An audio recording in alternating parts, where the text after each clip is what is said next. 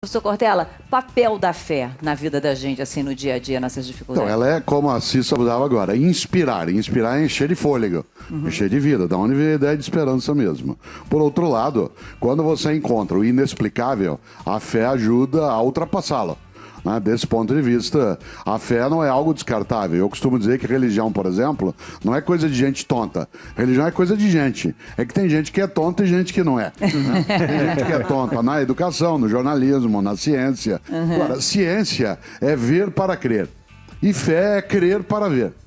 O inexplicável traz coisas. Por exemplo, quando a Cissa, em 2010, foi vitimada, né, por uma coisa que a atropelou na vida, não tem como. Nem o nosso idioma consegue lidar com isso. Por exemplo, quando um filho perde a mãe, ele se torna órfão. Quando o marido perde a mulher, se torna viúvo. Mas quando uma mãe perde um filho, não existe palavra. Então, Ela continua mãe. Não existe nenhum termo para isso. Nosso idioma não conseguiu criar uma palavra. Nenhum idioma. Nenhum idioma tem uma palavra para isso. Por isso, essa ideia, né, da fé, ela pode servir para impedir que as pessoas entrem de fato em desespero. Às vezes ela é adequada, às vezes não. Nós temos várias pessoas aqui em que a ideia de fé, de decisão, de compromisso, de ir buscar, que pode ou não estar ligada a uma religião. Mas a fé independe de religião. Religião é que não independe de fé. O Pedro teve uma história, né, chegou muito perto de ser um menino que partiu cedo, né? Teve um acidente terrível em 2012, né, Pedro? Oi. O que você enxerga disso tudo que a gente está conversando e que foi fundamental para você na sua vontade de permanecer aqui e de estar aqui contando a sua história hoje? Fátima, em geral, para resumir a história, Maria Sofia, minha filha, né, tinha acabado de nascer, ia fazer 1 ano. E, claro, toda a minha família, meu pai, minha mãe, minha mulher, todo mundo, meus irmãos. Mas a Maria Sofia, eu queria vê-la crescer, eu queria criar, sabe? Queria passar os nervosos, sabe? Você com ela ali. Eu gosto dela, é demais. Deus foi muito bom comigo. Agora me diga uma coisa, em algum momento, quando você retomou a sua consciência, você se desesperou? Vou voltar, até porque a gente começou esse assunto, eu não mostrei, a gente começou esse assunto muito baseado no livro do professor Mário Sérgio Cortella, filósofo, Não Se Desespere, Provocações Filosóficas, em que ele fala exatamente de vários momentos de desespero. Você teve esse momento de ficar meio desesperado diante da situação que você estava vivendo? Olha, Fátima, quando eu estava internado ainda, eu me lembro de algumas coisas de eu mudando de quarto, mas Deus foi tão bom comigo que, Pedro, do que você se lembra? Eu me lembro da minha última semana de internado, eu me lembro do que nós conversamos, das visitas que eu tive do governador Geraldo Alckmin, do Eduardo Costa, que pegou o violão, começou, eu pedi umas modas lá, 1900 e bolinha, ele cantava tudo, então era bom demais.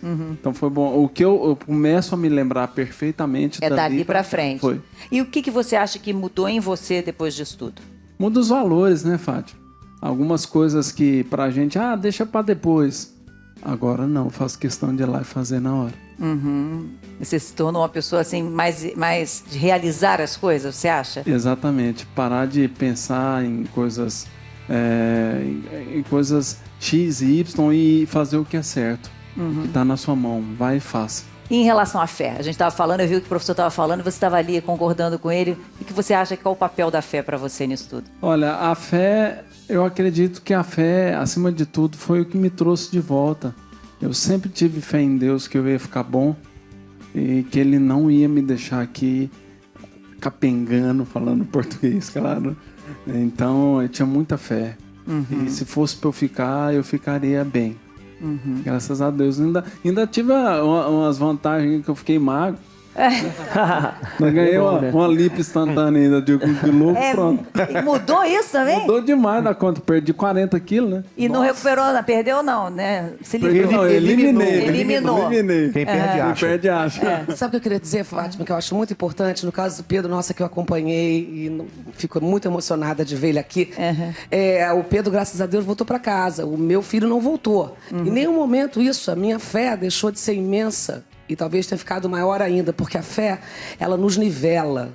Ela nos torna, mostra que nós somos todos iguais, que nós não temos poder nenhum, que nós somos seres humanozinhos no planeta Terra, que faz parte de uma galáxia pequenininha do sistema solar, que é um sistema pequenininho, e que tem gente aqui que se acha, que eu não entendo como, você pode se achar, e a fé nos nivela, todos somos iguais. E mesmo que nós, através da fé, através da gente pedir, porque até hoje eu peço muitas coisas, meu trabalho, peço que eu evolua, de vez em quando não vem, isso não é motivo para a nossa fé não continuar. A fé tem que ser igual sempre, sempre. O Pedro, graças a Deus, foi vitorioso através da fé dele. E eu fui vitoriosa de outra maneira. Claro. Eu tive meu Rafa, eu me transformei numa pessoa muito melhor com a minha dor. Eu não superei, nem vou superar jamais. Porque uma dor como essa, um filho que você não está mais presente nessa dimensão, você não supera. Não tem esse papo, Certamente. não vou superar nunca. Mas eu sou uma pessoa melhor. Com certeza, pela fé de que isso que me aconteceu, eu tinha que, e eu tenho que dignificar essa existência do meu filho, sendo uma pessoa melhor com todos. Isso é a fé. É verdade, Entendeu? é verdade. Isso aqui move.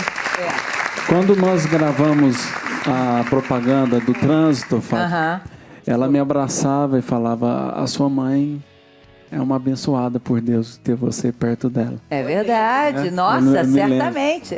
Oi, lembra, Pedrinho? Demais. Olha só, oi, Laí. Falando de fé, a dona Francisca se apegou muito à fé, buscou fôlego, né, professor? Para passar e vencer um momento difícil. Ela, quando se casou, o marido já tinha 5 filhos. Aí ele morreu, você teve com ele outros 2 filhos e criou 7. Né? Como é que foi esse momento para a senhora e o que a senhora fez para vencer essa situação? Pois é, bom dia a todos. Eu me apeguei, eu não tinha ninguém comigo, né? Era eu e Deus. Eu tinha que buscar força em algum lugar. E eu procurei buscar força em Deus. Foi Ele que me sustentou. Essa fé, como a Cissa falou, ela é primordial. Porque se você não acreditar que a sua vida vai continuar... Por quê? Eu tinha perdido meu marido. Se eu resolvesse morrer junto com ele, como ficaria a minha família? Mas bateu um desespero, teve um momento Bateu que... desespero, sim. E fez o que nesse momento? É isso que eu estou falando. Eu procurei preencher o que estava vazio dentro de mim, buscando Deus para minha vida. Fé, né? Fé. Olha só, A fé é primordial. Matheus, Cauã e o irmão de vocês passaram por isso. Eles também, a mãe deles ficou viúva com vocês pequenininhos. Eu tinha 3 e 9, 13 né? anos. Eu tinha 3 anos, o Cauã 9 e o Marcos 4. O Marcos 4. Minha mãe também foi muito guerreira, assim, que... minha mãe criou a gente morava na fazenda e minha mãe lá, meu pai lá. Minha mãe criou a gente morava na fazenda e a gente sempre teve o sonho de cantar, de levar nossa música pro Brasil inteiro. Então minha mãe sempre foi a que apoiou a gente em tudo, sempre tava ali do E ela nosso lado. supriu a ausência do nosso pai, assim. Na verdade, eu não conhecia, eu não tenho tantas lembranças. Eu imagino que o Cauã sofra mais com isso. Mas ela conseguiu suprir certinho em todos esses anos a falta que meu pai fez. E faz até hoje, com certeza, que a gente não sabe como é conviver com uma pessoa que a gente ama do lado, que ama a gente também, como pai. Mas a gente superou isso e por isso que hoje a gente tá aqui pela nossa fé. Muito pela nossa legal.